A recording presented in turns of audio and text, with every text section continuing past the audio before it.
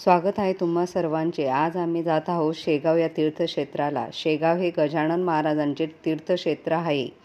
इथे श्री गजानन महाराजांचे मंदिर आहे आणि शेगाव हे कचोरीसाठी प्रसिद्ध आहे। आणि शेगावला कसं जायचं, कुठे राहायचं आणि भक्त निवासात रूमचे रेट, मंदिरात कसे जायचे, कसे राहायचे, श्री गजानन महाराजांचे दर्शन झाल्यावर शेगावमध्ये अजून काय काय आहे, आनंदसागर सुरू झाले की नाही, नाश्त्याची जेवणाची शेगावमध्ये सोय कशी आहे, फिरायला राहायचे साधारण काय खर्च होतो, ह्या सर्व गोष्टींची माहिती ह्या व्हिडिओमध्ये मी तुम्हाला देणार आहे। म्हणून हा व्हिडिओ शेवटपर्यंत नक्की पहा। तुम्हा सर्वांना माहिती ह्या व्हिडिओमधून नक्की मिळेल।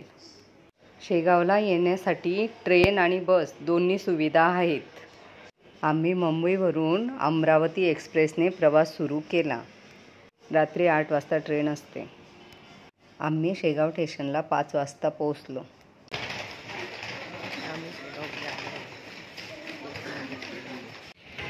शेगाव स्टेशनच्या बाहेर आल्यावर अनेक रिक्षा उभ्या असतात। भक्त निवासाच्या बाहेर किंवा मंदिरापर्यंत जाण्यासाठी ते 10 रुपये पर सीट घेतात। स्टेशनवरून मंदिराकडे येणाऱ्या भक्तांसाठी फ्री बस सेवा उपलब्ध आहे। एक्सप्रेस आल्यावर बस लगेच असते। अशा फ्री बसेस स्टेशनच्या बाहेर उभ्याच असतात। तुम्ही रिक्षानेही मंदिरात जाऊ शकतात। आम्ही भक्त निवासला पोहोचलो। इथे भक्त निवासचा खूप मोठा परिसर आहे। आम्ही सकाळी 5 वाजता आलो। सकाळी खूप गारवा होता। भक्त निवासला आल्यावर आम्ही रूमची चौकशी करायला आतमध्ये गेलो। इथे सर्व रूम बुक होत्या। त्यांनी सांगितले की 2-4 तास तरी लागू शकतात रूम खाली होण्यासाठी। रूम अवेलेबल नव्हते म्हणून आम्ही थोडा वेळ भक्त निवासच्या बाहेरच वाट बघत बसलो होतो। भक्त निवासचा परिसर खूपच शांत आणि खूपच छान वाटत होता। फक्त पक्ष्यांची किलबिलच ऐकायला येत होती।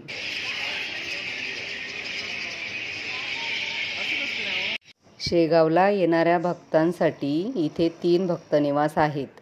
एक मंदिराजवळ आहे, दुसरा आनंद विहार आहे आणि तिसरा 20वा भक्त निवास आहे। आनंद विहार आणि 20वा भक्त निवास हा मंदिरापासून 2 ते 3 किलोमीटर अंतरावर आहे। आम्ही आता मंदिराकडे जात आहोत। मंदिराच्या बाहेरच्या परिसरात छोटे छोटे स्टॉल आहेत, छोटे छोटे दुकानं आहेत, तुम्ही बघू शकता। हा मंदिराकडे जायचा रस्ता आहे। आता आपण मंदिराच्या जवळच आलेलो आहोत। समाधी दर्शनाला एक मार्ग आहे आणि मंदिराच्या आत गेल्यावर श्रीमुख दर्शनाला एक मार्ग आहे।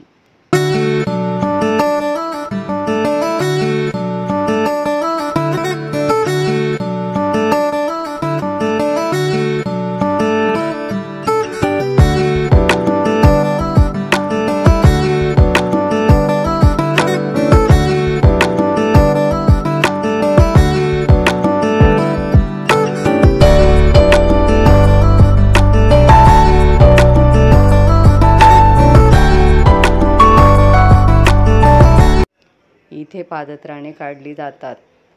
पादत्राणे काढून झाल्यावर तुम्ही इथे हातपाय धुवून मंदिराकडे जाऊ शकतात।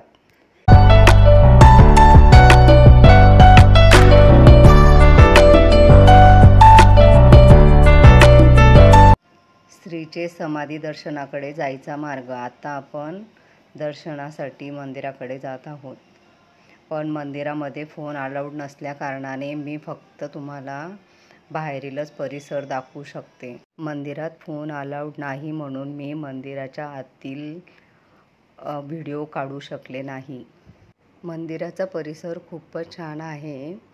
ज्या भक्तांना इथे पारायण करायचे असेल अशा भक्तांसाठी इथे हॉल आहे।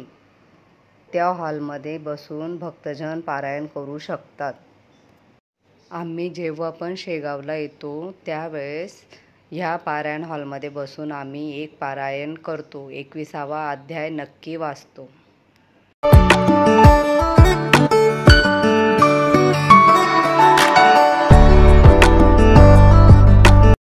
शेगावला येणारे भक्तजन खूप श्रद्धेने गजानन महाराजांची पूजा करतात।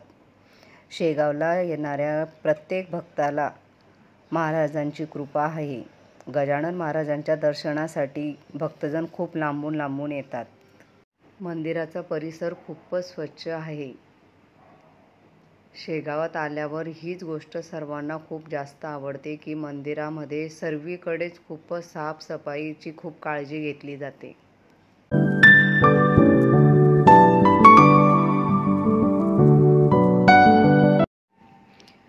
या ठिकाणी सर्व भक्तजन आपल्या श्रद्धेने ज्योत प्रज्वलित करतात. इथे तुपाचे दिवे लावले जातात.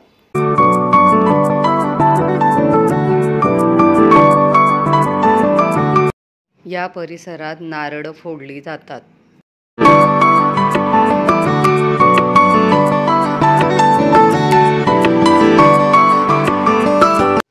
या ठिकाणी पारायण केले जाते.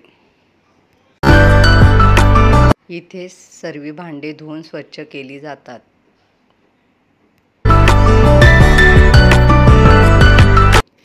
आता आम्ही आलो होतो मंदिराच्या महाप्रसाद हॉलमध्ये. महाप्रसाद हॉलमध्ये खूप स्वच्छता होती आणि महाप्रसाद निःशुल्क आहे. तो प्रसाद देणाऱ्या आणि तयार करणाऱ्या सर्व सेवेकरांमध्ये एक निस्वार्थ भक्तीचा भाव दिसतो. म्हणून तो प्रसाद घेताना आणि खातानाही खूपच गोड लागतो. प्रसाद घेता येणार तेवढाच घ्या, हवं तर पुन्हा घ्या, पण वाया जाऊ देऊ नका. ही काळजी प्रत्येकानेच घेतली पाहिजे. महाप्रसाद घेण्यासाठी भक्तांची खूपच गर्दी झालेली होती.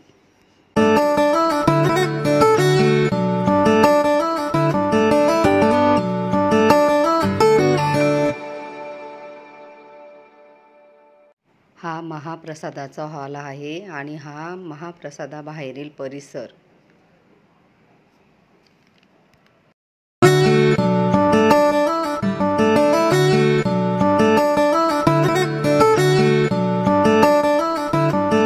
महाप्रसाद खाऊन मन अगदी प्रसन्न आणि तृप्त होते.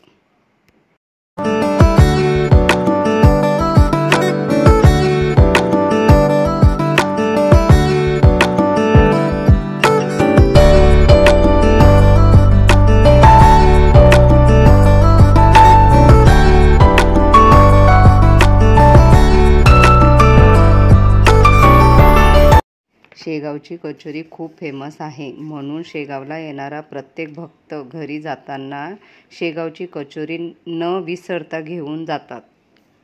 तुम्ही पण नक्की खाऊन बघा शेगावची कचोरी. आता आम्ही चालत जात आहोत कृष्णाजींचा मळा बघायला.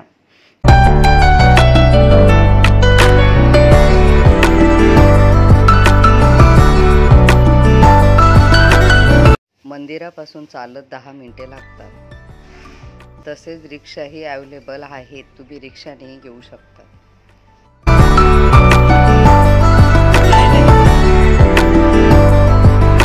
आपण आलो आहोत कृष्णाजींच्या मळ्यामध्ये.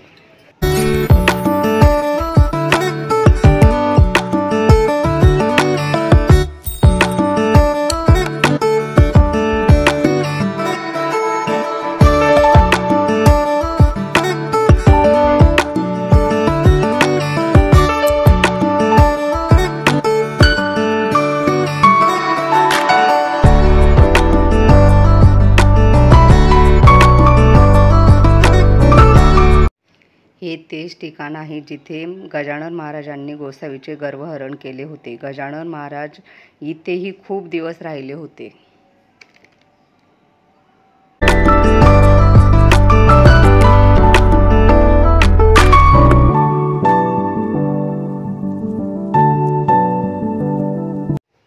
हीच ती जागा जिथे महाराज जळत्या पलंगावर बसले होते.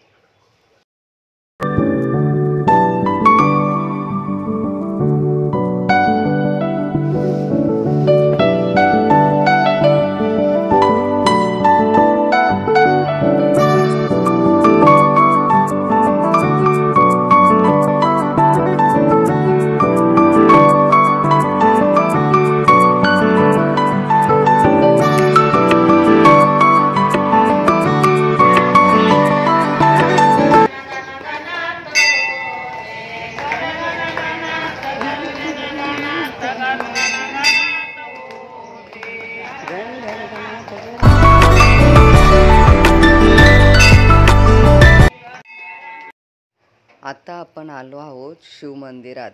याला मोठे सावकार शिवमंदिरही म्हणतात.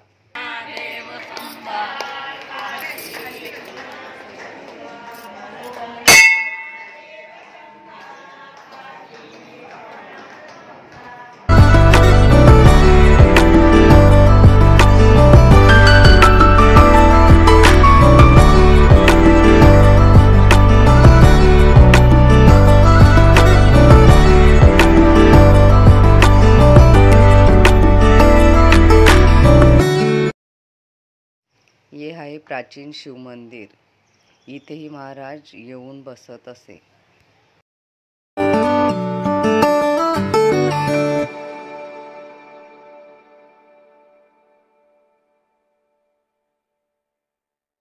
हे आहे शिवमंदिर, प्राचीन शिवमंदिर. इथेही गजानन महाराज खूप दिवस राहिले होते.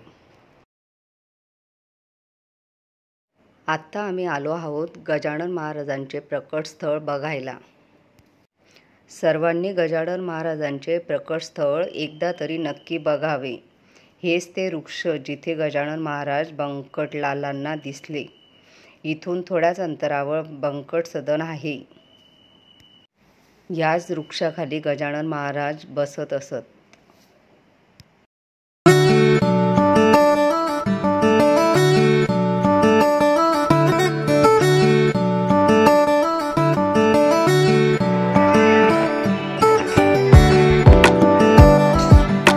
मंदिरामध्ये काही भक्तजण गजानन महाराजांची बावन्नी म्हणत होते. गजानन महाराजांची बावन्नी ऐकून मन प्रसन्न झाले, म्हणून मी पण त्या भक्तजनांमध्ये जाऊन बसले.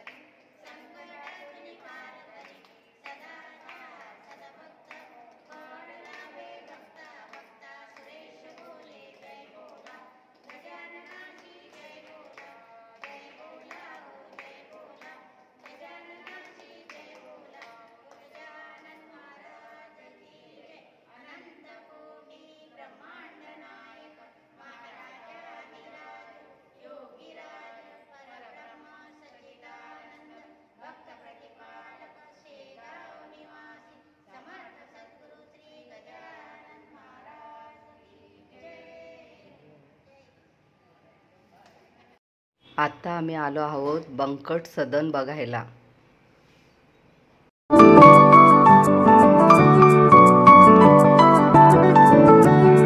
हाच तो दगड आहे जिथे गजानन महाराज आंघोळ करत असे. हे आहे बंकट सदन. बंकट सदनमध्ये गजानन महाराज खूपदा येऊन बसत असे.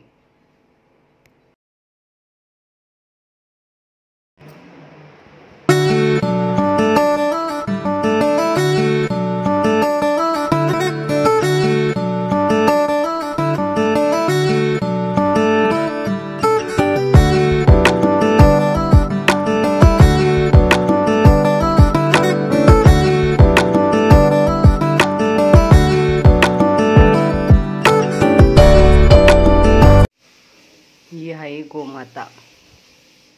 गोमातेला प्रणाम असो.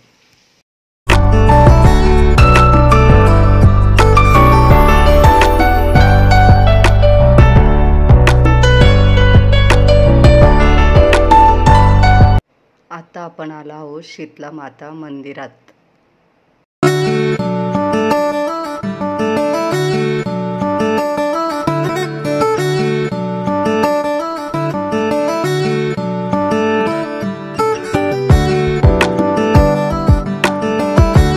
हे आहे शीतला माता मंदिर. आता आम्ही शीतला मातेचे दर्शन घेतले. शेगावातील सर्व तीर्थक्षेत्रे तुम्ही फिरू शकतात खूप कमी बजेटमध्ये. गजानन महाराजांचे दर्शन खूप छान झालेले आहे. तुम्हीही नक्की या शेगावला गजानन महाराजांच्या दर्शनाला. तुम्हाला व्हिडिओ कसा वाटला नक्की सांगा.